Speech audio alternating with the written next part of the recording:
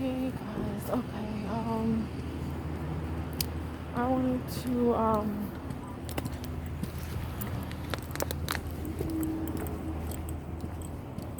just, I just wanted to talk about look at that, up there, oh, you can see it, okay, um, yeah, I just wanted to talk about the Alcoholic Narcissist,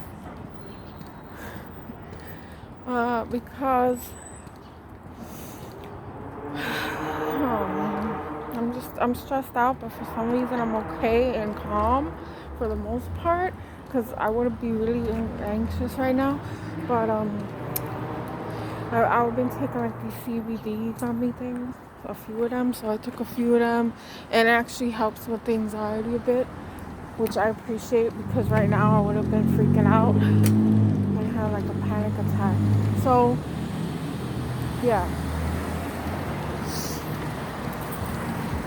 Alright, so, sometimes the narcissist, they have to compensate for their lack of supply, let's say, of people. Is really what it comes down to, is they're addicts of people, attention, and reactions of people. That's basically it.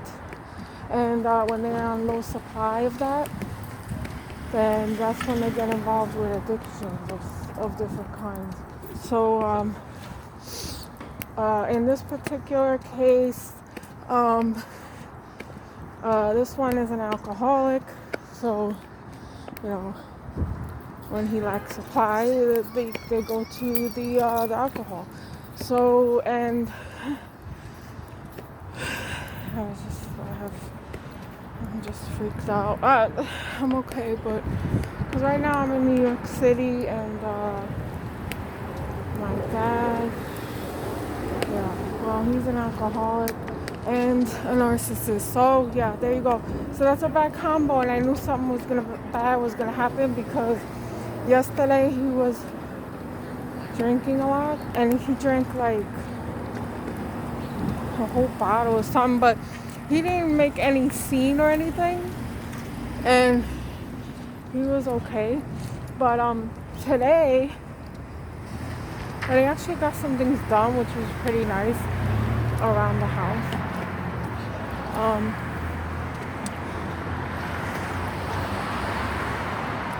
I really think it's because of his growing up, the peer pressure from his friends, and having immigrant parents that really are not very good at parenting in a new environment in America. Is just like very difficult to adjust to that. And it's like, I forgot what they call that. There's a saying like, when you move from another country to another country, and you can get mental illness from that. I don't remember what the condition is. But yeah, so that's what happened. My grandparents, I look crappy. My grandparents came from Puerto Rico, and they did not adjust well to America, and my grandfather left my grandmother was highly religious and all that, kind of like a freak of religion, like one of those type of crazy people. And she left my grandfather because he was like a womanizer and stuff, and he was in a band, so he would always be cheating and stuff while he was on the road. I don't know, she was just like this very traditional, stay-at-home Christian mother. Like, she had a whole bunch of kids and stuff. She was very traditional like that. So she ended up leaving him because of that, and which made things worse, because she ended up being a single parent to like, I don't know how many kids, quite a few, and she's not able or equipped to deal with that on her own in a different country and all that. So and I already know my grandmother's she's abusive as hell, beat the crap out of the kids and all that. So she's the one that created him like that, and I don't like her because of that. But I still respect her or whatever if I ever see her, which she barely ever talks to me or sees me because she don't even speak English. So she came to this country, didn't learn nothing at all. She was very, very narcissistic and mentally ill, and created my father and a whole bunch of other uncles and aunts that I don't even know half of them. So yeah, that's nice. Very selfish lifestyle. And so anyway, so my father was abused and made to look after all the other kids when that was her job, or the father that was never there. So I understand why he's like that, and the reason why he picked up alcohol is because that's what was going on in the streets. He was raised by the street, he didn't have parents. So the street kids got into all kinds of trouble and did crimes, and obviously they did drugs and alcohol, that. So my father got addicted to the alcohol specifically. And he's still that way till this day, and he's fucking 70 years old. And I haven't seen him for many years, and now to see him and the way that he is acting today, because he got angry and got flipped on me because he was playing music loud, and the neighbors don't like that. And obviously the narcissist does not care about anybody else around them or considers them at all. They don't even consider. The reason why it's so hard to talk to them is because they live in a different reality actually than us, because they don't have the sense to pick up on anybody else around them, like to be considerate of them and have empathy is what it is. Empathy, right? They don't have it. So trying to argue with a narcissist when they're drunk and very angry, very stupid idea, because your ass will get killed or badly hurt. And he was talking some stuff, and I'm like, because he's drunk now, and he was saying like, I'm getting really angry, and I'm just thinking, okay, now I have PTSD symptoms, and I'm thinking about my childhood and the way he was with my mother, which is also a narcissist, but she's not an alcoholic. And then when she left him, she went with another guy that was an alcoholic. So that triggered me right there. So, but thank God, I've been taking the CBD and practicing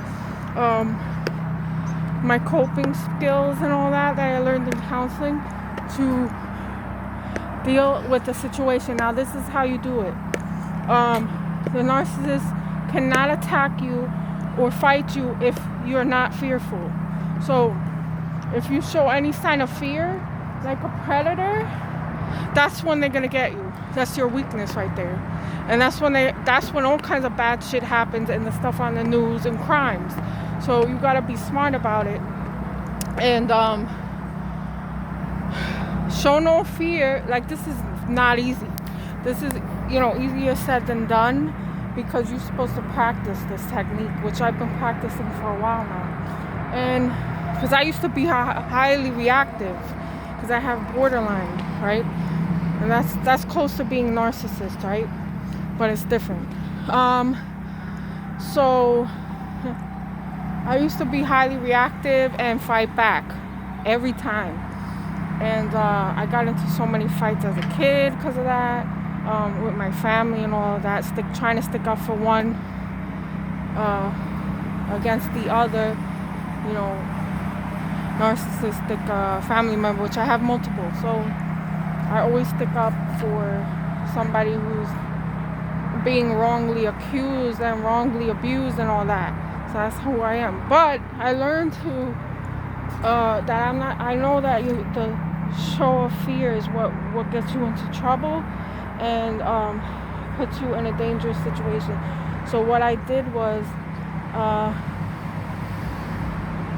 first of all, I disagreed with him, even though I said it in a nice way and calm and in a normal tone. It triggered him to react in anger, and since that activates my anxiety and panic attacks. But I've been taking those CBD things, which actually didn't cause me a big anxiety problem, and so I was able to think rationally, and I just said very nice and calmly. I just continue on what I was doing and collect my stuff to go back outside. Not to make it look like I'm running away or something, no, because that's a show of fear. So, just do it like regular, like that never happened, and you were just continuing on. And that's what I did. And I was just like, okay, I'll see you later on, just in my regular tone. And then I left. But, if you don't show, they don't have an in. I don't know how that.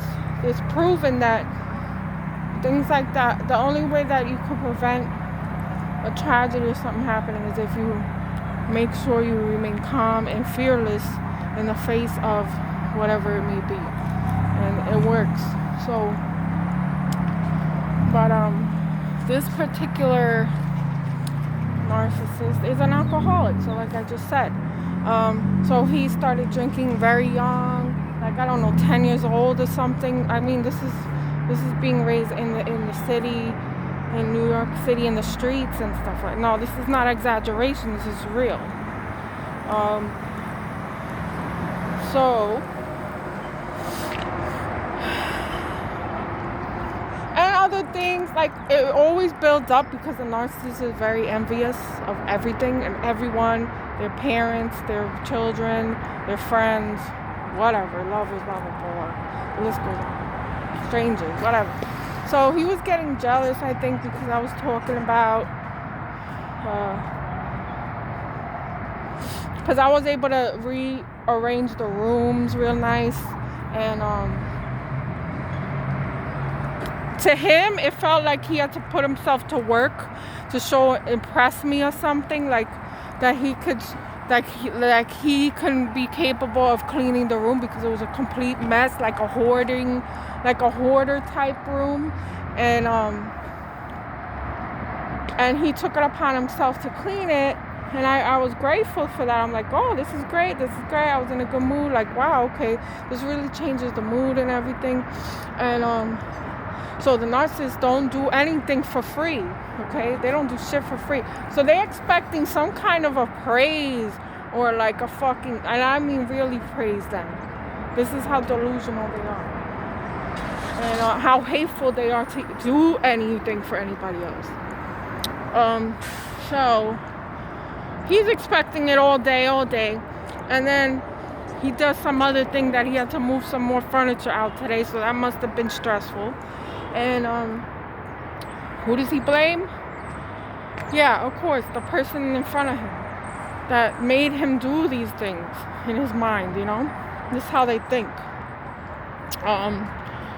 So, and you try to argue the point that that's not the case, you're getting nowhere with that, because they live in a different reality than you. You're not going to win, especially if you're very adamant about your position on the truth. You're going to just exhaust yourself going through all that. And that's what I used to do. I would exhaust myself to the point of a breakdown, trying to argue the truth with the narcissist. It's just useless. So just let them think whatever and carry on like it don't bother you at all. That's what you have to do.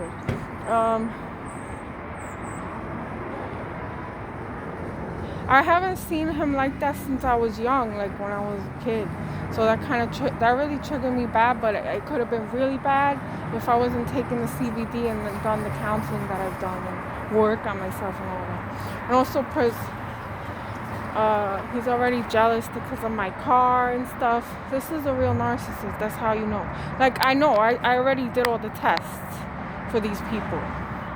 So, this is my dad I'm talking about. Anyway, so, There's no stopping them. They're still gonna do what they're doing. Like, oh, maybe you shouldn't drink that much today. No, forget about it. You're setting yourself up for a fight. So just let them do whatever they want. Especially if they're in their own place, you can't really say nothing, right? That's true. But yeah. The best thing I could do is leave. He was really close, like, to kicking me out. Okay. He was very close to kicking me out, but I think he realized that, if he does kick me out, he's gonna be alone again. And he's getting old. So I don't know. I think that's what it was.